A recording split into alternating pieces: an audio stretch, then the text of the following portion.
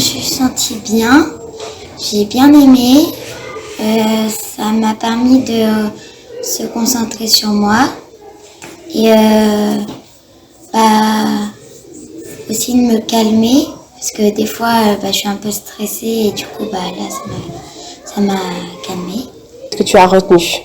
Les petits gestes quand on a des douleurs là. Au niveau du thorax, là, au niveau du plexus solaire. Je me suis sentie calme, joyeuse et détendue. J'ai retenu le feu, l'eau et la terre. D'accord. La terre, c'était ressentir les émotions. L'eau, c'était la douceur. Et le feu, c'était la libération. Ok, très bien. Et j'ai aussi aimé la méditation parce que je sentais bien que j'étais là, ici et maintenant. Et aussi, j'avais l'habitude de faire la méditation parce que j'ai un livre sur la méditation. Ok, donc tu pratiques déjà. Oui. On a fait des jeux de cartes, on a fait on a fait de la méditation. Elle nous a raconté une petite histoire. Elle a tapé sur un bol et après à la fin on avait fait un petit peu de musique. Donc bonjour, je suis en présence du animateur du centre loisir d'Aglaé. C'est ça, donc Antonin. Antonin. Donc, est-ce que tu peux me dire un peu ce que tu as retenu de ce qui a été présenté aux enfants? Donc il y avait entre On était sur des 8-11 ans. 8-11 ans. Voilà. Donc on était sur un groupe du coup de 10 enfants. Et il y a beaucoup d'enrichissements en fait. Les ateliers étaient vraiment conséquents et on avait beaucoup de découvertes, de nouvelles choses ancrées en fait.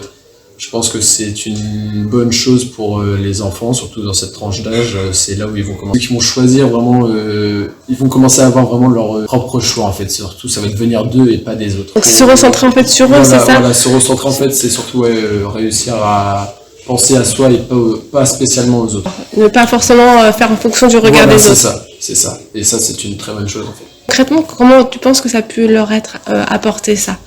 Qu'est-ce qui, dans les différents exercices, différents jeux, qu'est-ce qui a pu... Déjà, le regard, s'adapter, l'adaptation est important.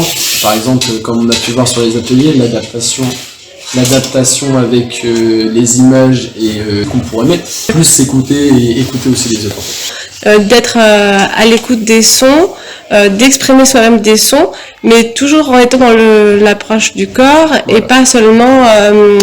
on écoute un concert, voilà, mais c'est vraiment être acteur de ses émotions, ouais, et aussi savoir les nommer, aussi savoir les identifier, donner du vocabulaire aussi, parce qu'on se rend compte que des fois à part triste, peur, colère, on connaît que ça, et c'est bien d'aller au-delà dans la définition des émotions. Exprimer ses émotions, ça permet de se cultiver de différentes façons. Moi qui est musicien, j'aime bien surtout l'approche en fait musicale. Moi, c'est pareil, c'est un apprentissage d'une autre façon. Les enfants, ils sont vraiment demandeurs de ces choses-là. C'est sûr que par rapport à l'école où ils sont assis à écouter, là c'est plus dans la démarche d'apprentissage et puis en fait de donner et de reprendre en fait.